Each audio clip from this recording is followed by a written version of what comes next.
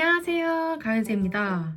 되게 오랜만에 카메라를 켜는 것 같은데 제가 벌써 영국 온 지 6개월이 넘었더라고요.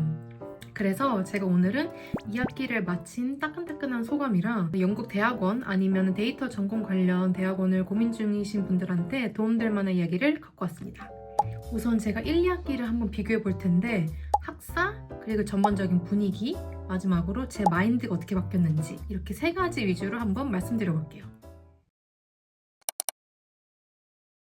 1학기에는 모두가 전공 필수 수업을 들어야 돼요. 총 4과목을 듣고 다 이제 전반적으로 경영학의 이론이랑 그 코딩을 접목한 그런 수업이 되게 많고, 그리고 그 중에 하나는 파이썬 기초 강의를 배웁니다. 2학기도 똑같이 4과목을 듣는데 살짝 달라지는 점은 필수 전공 2개, 그리고 여기 리스트 중에서 선택 전공 과목을 2가지를 고를 수 있어요.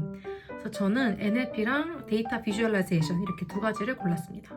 NLP는 지금 AI 산업에서 굉장히 핫한 분야고, 저희의 이제 새로운 인생 동반자 챗GPT도 NLP랑 되게 깊은 연관이 있어요. 왜냐면 이제 인터넷의 모든 정보는 이제 대부분 텍스트 기반이고, 텍스트 데이터를 이해하고 분석하는 능력이 중요하다는 생각이 들어서 NLP를 제가 신청하게 됐고, 그리고 뭐 텍스트든 숫자든 모든 데이터를 분석하고 거기서 뽑은 인사이트를 시각화하고 스토리텔링하는 게 중요하다는 생각이 들어서 데이터 비주얼라이제이션 수업을 듣게 됐습니다.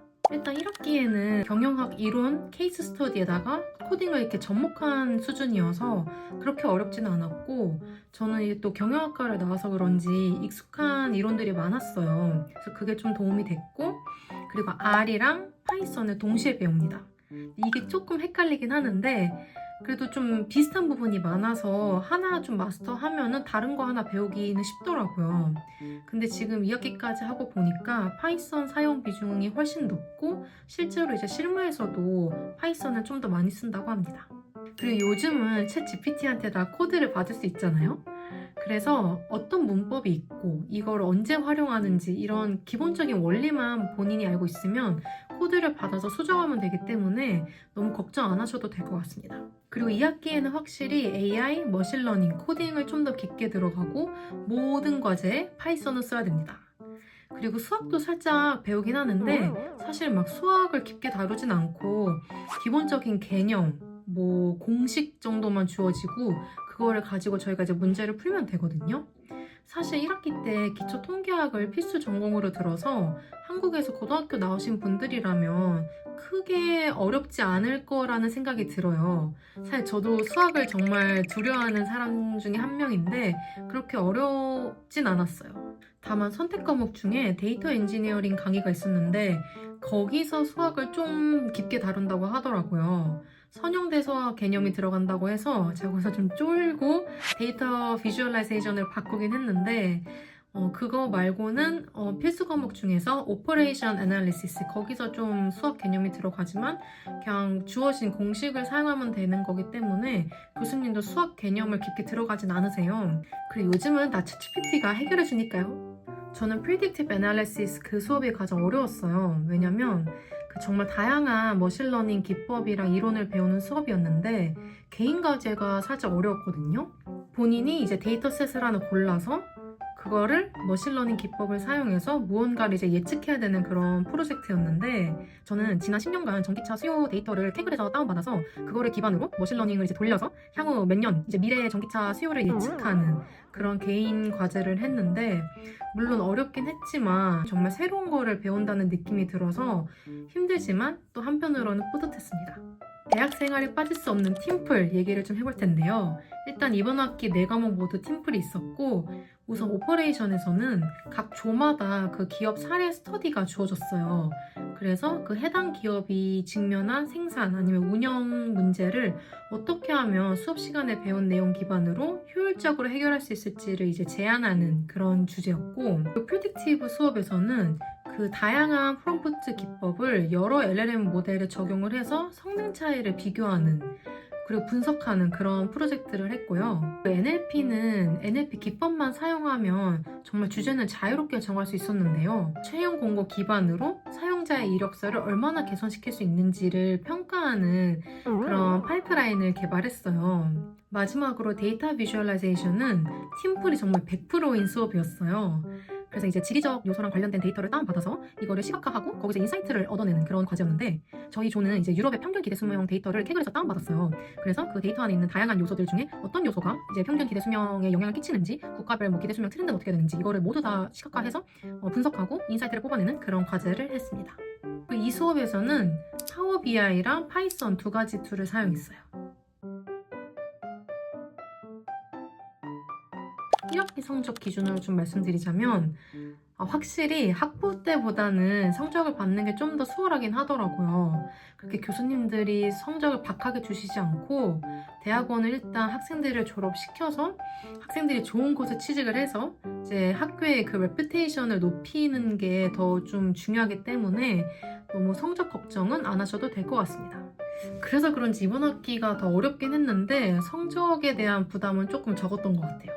개인적으로 저는 프리딕티브랑 NLP를 가장 재밌게 들었어요. 일단 정말 그 머신러닝에 대해서 많이 배울 수 있었던 수업이라서 앞으로 제가 이제 취업을 할 때도 도움이 많이 될 것 같다는 생각이 들었고 교수님한테 좀 죄송하지만 그 오퍼레이션이 저는 개인적으로 제가 그 오퍼레이션이나 SCM 쪽에는 크게 관심이 없어서 그런지 뭔가 좀 그리고 데이터 비주얼라이제이션은 파워 BI를 다룬다고 해서 저는 이 과목을 선택했는데 파워 BI 비중이 그렇게 높진 않아서 그 부분이 조금 아쉬워서 제가 이 부분도 학교에 피드백을 보냈습니다.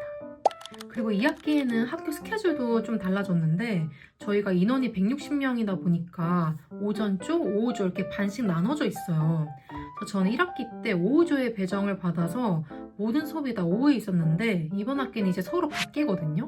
그래서 저는 이제 오전으로 갔는데 전 K 직장인으로서 지옥철을 가장 걱정했는데 생각보다 너무 괜찮은 거예요.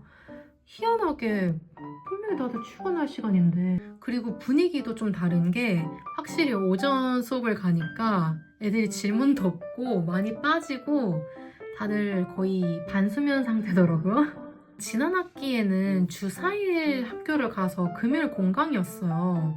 그래서 이제 금, 토, 일 3일 주말이었는데 이번 학기는 화수목밖에 수업이 없는 거예요. 대신 화요일에 수업이 이제 2개가 있어서 아침 9시 반부터 저녁 7시 반까지 학교긴 하지만 목요일에 점심 12시면은 수업이 끝나서 사실상 목요일 오후부터 주말인 거예요. 그래서 제가 4.5일이나 있어서 중간에 한번 이렇게 해외여행도 갔다 오고 그랬거든요. 해외가 아니고 유럽 여행을 갔다 왔어요. 그리고 확실히 1학기 때랑 전반적인 그 분위기도 다르더라고요. 저희가 1학기 때는 모두 다 똑같이 필수 전공 과목을 들어서 이제 모두가 같은 스케줄이었는데 이번 학기에는 이제 2개 선택 과목이 들어가다 보니까 다 개개인별로 스케줄이 다른 거예요. 좀 더 개인 플레이가 된 느낌이 없지 않아 있었어요. 그리고 확실히 애들이 이제 그 소셜 배터리가 닳아서 소셜라이징도 다들 귀찮아하고 그냥 수업 끝나면 집에 가고 그리고 저도 확실히 2학기 되니까 좀 인간관계에 대해서 한 번 더 생각하게 되더라고요. 이게 저희 친구들이 다 너무 좋은데 이게 과 특성인지 모르겠지만 과에 사람이 너무 많으니까 뭐 두루두루 뭉실뭉실 그냥 친한 느낌인 거예요. 근데 저는 제 성격이 좀 약간 소수의 친구들이랑 깊게 사귀는 걸 좋아하는데 그 부분이 조금 힘들더라고요. 그 가끔 그 묘하게 느껴지는 그 군중 속 외로움 여러분 아시나요? 그게 또 가끔 이렇게 느껴지는 거예요. 뭐 흘러가는 대로 두면은 어느 정도 해결될 거라고 생각이 들고 또 하나의 고민은 이제 학교 사람들을 만나는 것도 좋지만 저는 아무래도 이제 한국에서 일을 하다 왔으니까 여기서 이제 바로 학부를 졸업하고 온 친구들보다는 나이가 좀 많은 편이에요. 못해도 진짜 7, 8살은 다 차이가 나는데 물론 유럽에서는 그렇게 나이를 신경을 안 쓰지만 가끔 어쩔 수 없이 대화를 하다 보면 그 서로 공감되는 주제나 그런 공감대가 좀 다를 수밖에 없더라고요. 이건 정말로. 그래서 이제 그럴 때마다 사실 저도 이제 좀 또래 친구들을 만나고 싶다라는 생각이 들어요. 그래서 이제 제가 생각한 방법은 일단 아르바이트를 제가 방학 동안 알아보고 있고 그런 헬스장에서 하는 그런 소셜 이벤트 같은 데도 좀 참여해서 거기는 이제 또 직장인분들이 많이 계시니까 그래서 그렇게 좀 외부 사람들 그리고 여기 현지인을 좀 만나볼까라고 좀 생각하고 있습니다. 그 마지막으로 돌이켜보니 이거는 좀 미리 준비했으면 좋았겠다라고 생각이 드는 걸 좀 말씀드려볼게요. 일단 기초 통계학 물론 학교에서도 기초 통계를 배우긴 하지만 만약에 본인이 이제 좀 수학에 자신이 없으면 미리 좀 기초 통계학을 배워서 오시면 여기 와서 좀 덜 겁먹으실 수 있을 거예요.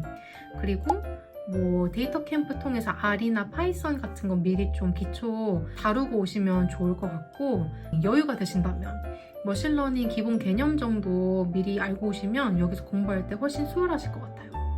근데 사실 1학기 때 되게 기초적인 내용부터 배우긴 해서 걱정 안 하셔도 되지만 만약에 시간적 여유가 되신다면 이런 준비 하시고 오셔도 좋을 것 같습니다. 제가 추천하는 강의는 여기다가 제가 띄워놓을게요. 그리고 학기 중에 했던 개인, 그룹 과제를 좀 그때그때 기록해 놓으면 좋았겠다 싶더라고요. 이게 제가 인턴 면접 보면서 느낀 게 이제 학교에서 어떤 프로젝트를 했는지를 질문을 많이 하는데 2학기가 끝난 시점에서 1학기 때 프로젝트를 다시 들여다보니까 기억이 안 나는 거예요. 다시 돌아간다면 그때 저는 이제 어떤 역할을 했고 어떤 어려움이 있었고 그리고 이제 이거 어떻게 해결했는지, 그래서 배운 점, 그래서 한계점 뭐 이런 거를 전반적으로 프로젝트를 하면서 꼼꼼하게 기록해야 될 것 같아요. 근데 이게 쉽지 않아요. 왜냐면 과제가 우르르르 몰려와서 과제하기도 정신이 없거든요. 최소한 끝나자마자 이제 방학 시작할 때 초반에 빡 한번 정리해 두시면 나중에 그거 캐치업할 때 진짜 도움 많이 되실 거예요. 그리고 평소에 본인이 관심 있는 산업이랑 직무에 대해서도 좀 틈틈이 고민하시면 좋을 것 같아요. 나중에 이제 뭐 인턴이나 취업 준비할 때 이런 부분이 준비되어 있으면 남들보다 더 빠르게 준비할 수 있으니까. 왜냐면 같은 데이터 산업 안에서도 정말 다양한 직무가 있잖아요. 그래서 그것도 미리미리 고민하시면 좋을 것 같습니다. 다음 주면 이제 벌써 방학이 끝나는데 뭐 사실 놀러 가고 싶었는데 돈도 없어가지고 그냥 런던에 있거든요. 다음 학기 인턴 준비할 거 공부하고 뭐 아르바이트 알아보고 그냥 평소에 좀 하고 싶었던 거 하면서 지내고 있는데, 제가 다음 영상은 인턴 어떻게 구했는지 이거를 좀 더 상세하게 설명드리겠습니다. 그리고 저 구독자 1000명 됐더라고요. 진짜 너무 감사드리고 저 채널 개설한 지 6개월 만에 1000명 될 줄 상상도 못했는데 진짜 더 열심히 영상 올려보겠습니다.